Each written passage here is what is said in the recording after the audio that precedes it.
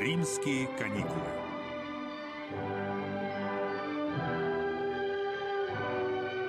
В фильме также снимались Идемте позавтракаем и потом.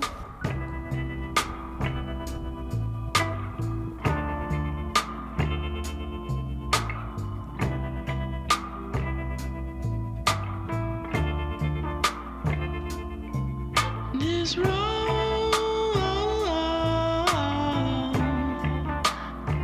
is gonna take us back now. You look so fine.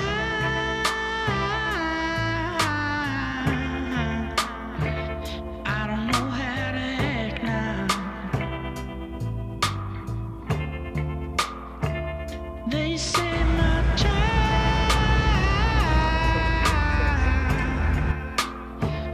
don't stroll off easy.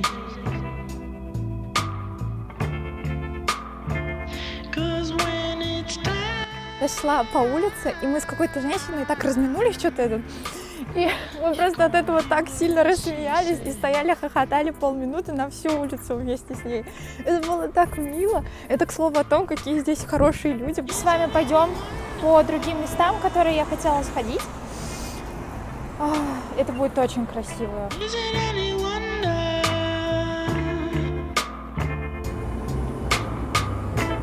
if you ever leave me alone? I'll be crying, wishing you'd come home.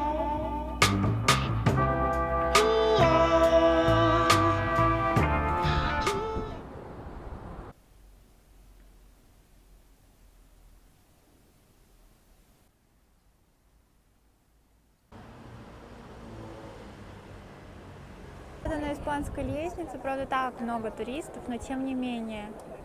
Я ее увидела в фильме «Римские каникулы» с Одри Хепберн. Вот. И мне захотелось посмотреть на эту лестницу, потому что она была в фильме, она выглядела очень красиво. Но мне стало интересно, я сейчас почитала, почему она вообще называется испанской. Оказывается, она была построена как знак дружбы между враждующими тогда государствами Франции и Испании. Где-то здесь, вот в фильме они сидели. Кстати, после выхода этого фильма это стало популярным местом для свиданий. Ну, сейчас тут на свидание не сходишь, конечно. Да и не посидишь, потому что тут не разрешают сидеть. Там в фильме кушали мороженое. Сейчас здесь мороженое не покушаешь, тебя выгонят сразу. А вообще вид с лестницы выглядит так. Здесь куча модных домов, и там Диор, здесь Прада, и еще куча Шанель. Елка и пальма. Мне захотелось пересмотреть фильм «Римские каникулы». Знаете, ты гуляешь по Риму и прям чувствуешь себя частью этой большой истории, что ты не зря в этот мир пришел и тоже какой-то вклад делаешь в мир. Не знаю, меня Рим заставляет себя чувствовать так.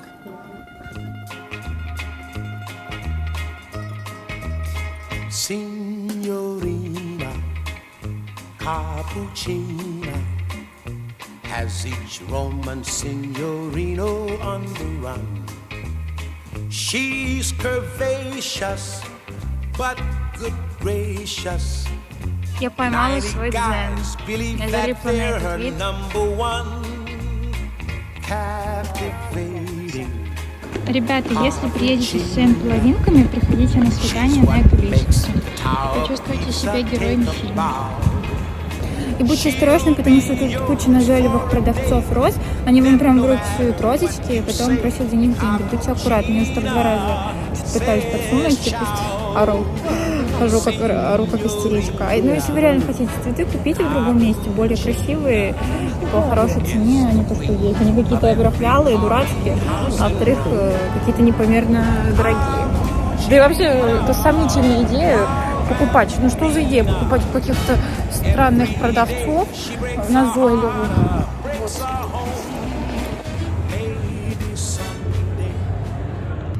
Ну, масштабы поражают, честно. Я даже, вот, знаете, не могу показать это на камеру, потому что это невозможно показать и оценить масштаб.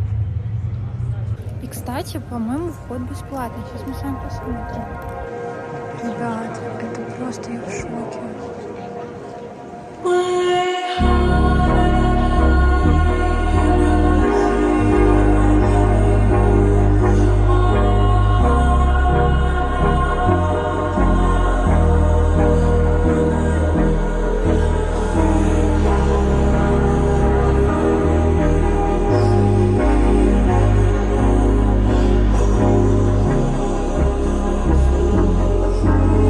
официально самая красивая церковь, в которой я была когда-либо.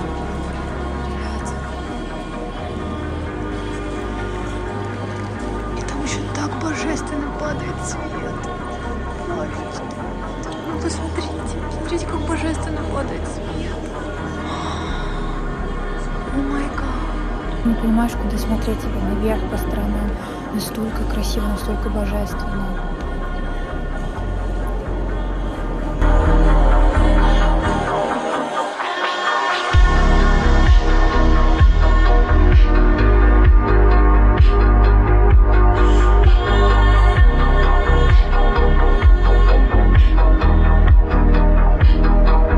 Интересная информация немножко об этой церкви. Церковь стоит 17 века. И вот этот монументальный, невероятный плафон был расписан художником и живописцем Андреа Поццо. И, знаете, я сейчас очень много гуглила информацию.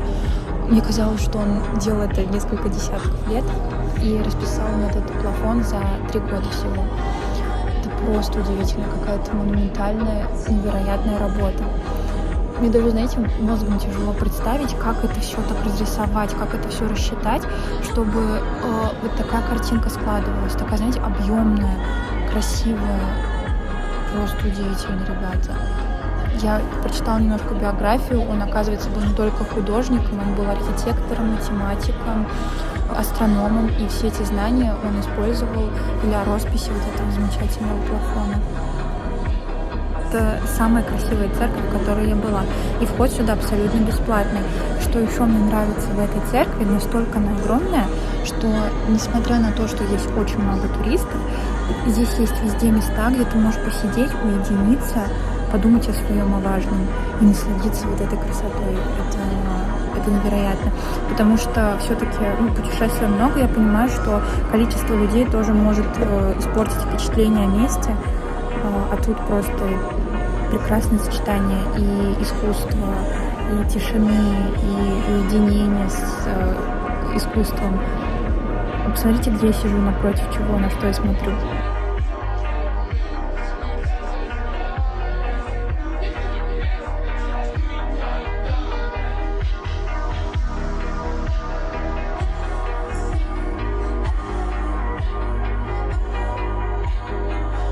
Ребята, вы видите там очередь? Это, оказывается, очередь к зеркалу. Мне кажется, такие красивые фотографии получаются. Я не готова стоять такую огромную очередь для фотографий. No.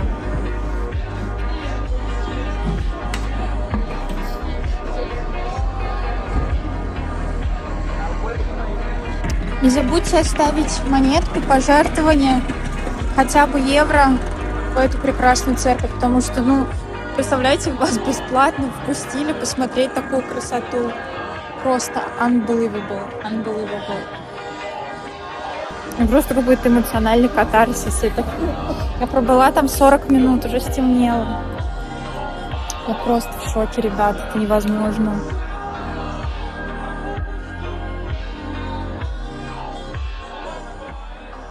Так, а теперь пойдемте с вами покушаем. Я очень голодна. Мне кажется, я сейчас увижу любое место с пиццей, я зайду просто туда. Я не буду смотреть, красиво, некрасиво.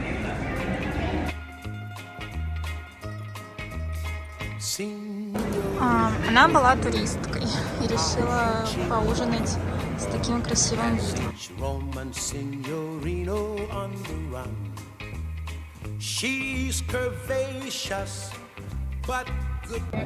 Честно, хочется с кем-то. Ладно, я сижу, все сидят вместе, либо парами, либо семьями за столиками, я сижу одна. Ладно. Я на свидании с собой, может.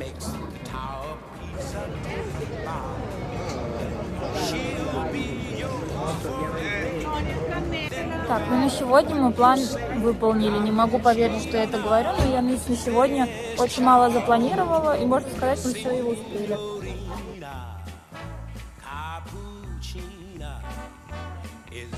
Вот это бутыль принесли, вот это я поняла, вот это stay hydrated говорится. Здесь американо, не подают в больших стаканах, как у нас там 0,3, 0,4, вот таких вот огромных чашках, там литрами.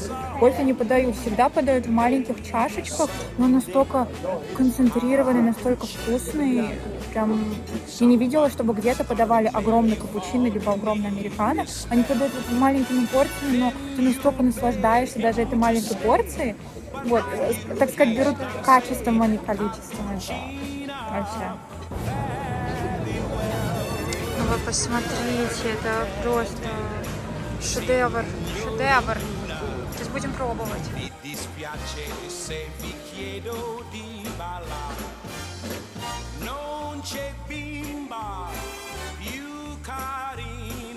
Ребята, если захотите покушать, то вот это место рядом с Пантеоном. Кухня вкусная. Чек у меня вышел 26 евро вместе с типс. Поэтому хорошая цена. Приходите, кушайте, наслаждайтесь. Так, но если отойти немножко подальше от таких достопримечательностей, то можно найти вкусную пасту за 6 евро, пиццу за 8, за 10. Поэтому просто нужно немножечко отойти подальше. Понимаю, но фоткаться с голубями на голове и платить за это деньги.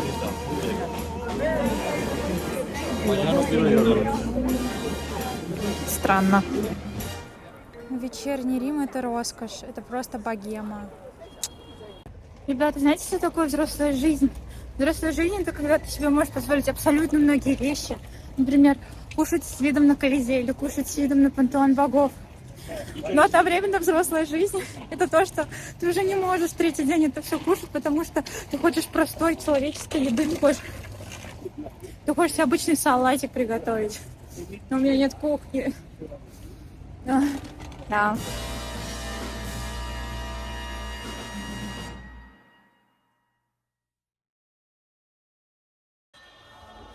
Доброе утро. Пойдемте за кофе. Так, время 10:30 утра. Сегодня немножко поздно выходим из дома. Почему? Потому что вчера мы всю ночь гуляли по Риму, загадывали желания фонтана Треви, ходили по киношным местам, прокатились до Колизея. Что я могу сказать? Это было незабываемо. В Риме обязательно нужно потеряться в один из вечеров, в один из ночей, потому что это абсолютно другая атмосфера. А сейчас мы идем завтракать. Запланируем день последний. У нас последний день в Риме. Завтра утром мы вылетаем в Страсбург, во Францию, к моей подружке Юле. Я нашла пекарню, в которую хотела сходить, но она, оказывается, на вокзале Термини. Ну да ладно. Тем не менее, неплохо. Я сегодня хочу, если честно, спокойного чилл-дня, потому что завтра будет очень насыщенный день, и потом у нас есть в Париже 3 дня, и мне кажется, мне нужно немножко поднабраться сил и немножко эмоционально отдохнуть от всех потрясений, потому что все-таки ты, когда видишь такое, ты эмоционально очень отдаешься, и чтобы вот эта эмоциональная машина не сломалась, и чтобы ты не переставал восхищаться вещами вокруг, нужно брать передышки. Иначе просто ты будешь смотреть так равнодушно, и уже восхищалка у тебя сломается. Поэтому вот сегодня давайте просто будем гулять, наслаждаться. Сходим по магазинам. Но вообще в Страсбурге у меня живет моя подруга. Я, собственно, к ней поэтому еду в Страсбург. И она готовит для меня какую-то интересную программу. И, на самом деле, я волнуюсь, потому что это так ценно, когда люди вообще вкладывают свое время, что-то планируют для тебя, как-то готовятся к твоему приезду. Это безумно ценно, потому что время — это самый ценный ресурс. А во-вторых, жаль, что у меня в Страсбурге с ней всего будет 1 день. Ничего необычного, обычный подъезд в Риме, обычная дверь в квартиру. Ничего необычного.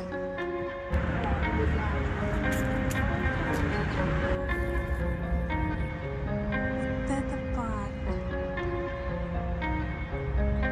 Я пришла в парк немножко отдохнуть, погулять, надышаться воздухом.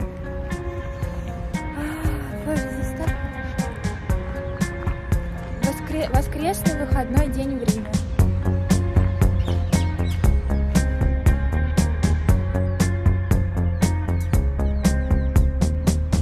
Cette fille au coin de la rue, jamais, jamais. Сейчас сидела и подбежала эта белая собачка, начала целоваться. Потом подошел хозяин такой: чао, сори, это моя собака. Я же за платьем шла. Cette fille au Это какой-то невероятный парк, он мне так нравится. jamais ne m'a vu, j'en rêve encore. Там такая женщина сидит, вообще такие красивые женщины, я не могу. Она такая сидит там на лавочке красиво и такая что-то поет вся в наушниках. Я такая думаю, my girl. Такая вообще она... Я очень ее стесняюсь снять на самом деле, потому что я смотрю, она смотрит на меня. Я очень хочу ее снять. Cette fille au coin de la rue, jamais. Я уже тут посидела, там посидела, я уже забыла, зачем иду. 100 раз.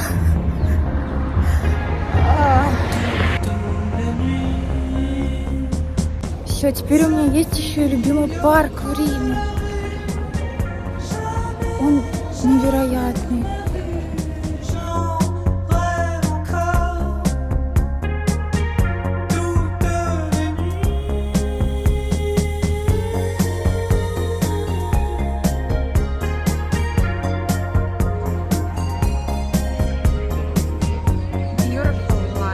Что еще сказать?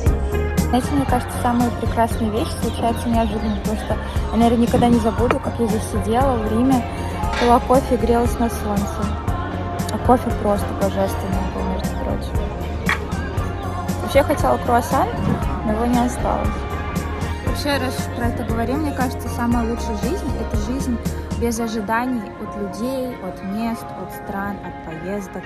Чем меньше ожиданий, тем лучше результат. Потому что иногда какие-то проблемы, какие-то, не знаю, недопонимания с людьми у нас происходят от того, что у нас были какие-то ожидания от людей, о которых они даже не знали.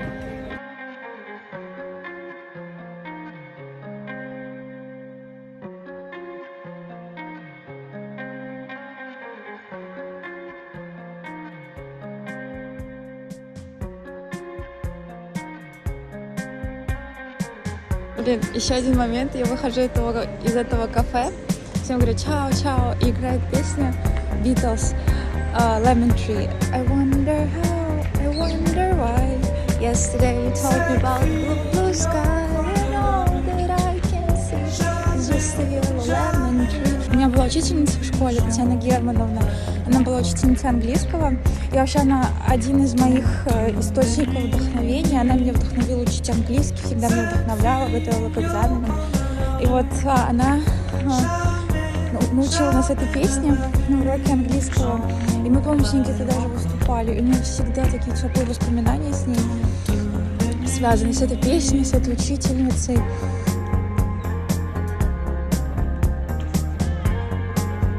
Чтобы вы знали, это место, куда я иду, находится в 30 минутах от моего дома.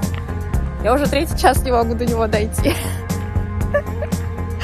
Это очень смешно. Cette fille au coin de la rue, jamais, jamais ne m'a vu, j'en Ой, это что? Такая большая очередь за пастой. Я просто не могу представить, насколько она вкусная, есть такая большая очередь.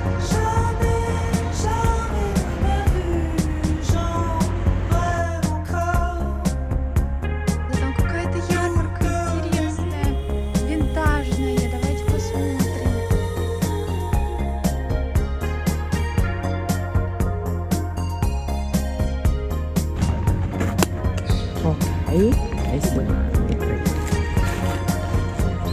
Мне безумно понравилась эта сумка Шанель, но она сделана из крокодила.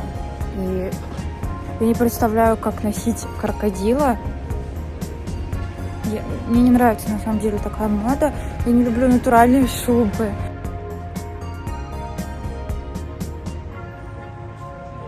Кстати, угадайте цену этой сумки. Ну, кстати, недорого, как бы, ну, в плане, что это Шанель. Для винтажа это недорого, 800 евро. Вот.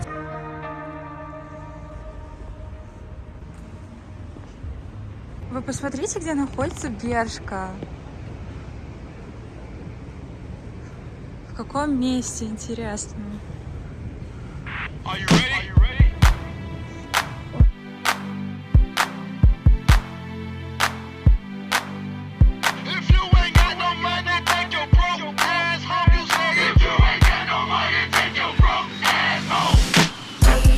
L-A-M-O-R-O-U-S, yeah. В Бершке есть касса самообслуживания. Вы видели такое?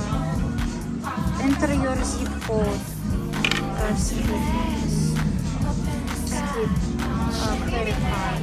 Здесь ты убираешь эти штучки, которые там на вещах. И здесь оплачиваешь, все очень легко. Единственное, на итальянском, но вроде все понятно. Я пришла в место, а тут